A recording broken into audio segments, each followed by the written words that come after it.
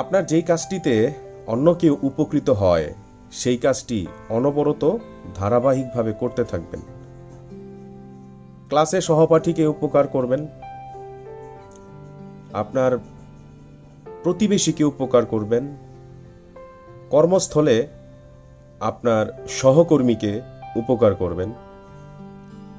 যখন যেখানে সুযোগ পাবেন যে আমি এই ছোট্ট একটি কাজ করার মাধ্যমে অন্য কোনো একজন উপকৃত হবে, সেই কাজটি করা থেকে বিরত থাকবেন না, সেই কাজটি করার চেষ্টা করবেন। আপনি হয়তো ভাববেন যে আমি শুধু অন্যের উপকার করেই যাচ্ছি, কিন্তু আমার তো কেউ উপকার করছে না। আপনি একটু ধৈর্য ধরে আপনি ভালো কাজ করতে থাকবেন।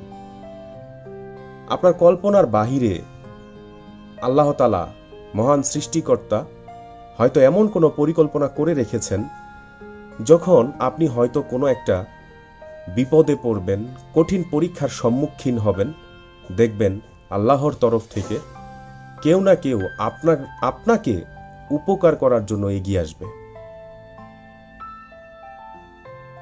তাই কখনো ইনস্ট্যান্ট উপকার প্রত্যাশা করে অন্যের উপকার করবেন না। যখনই সুযোগ আসবে ভালো কাজগুলো করতে থাকবেন।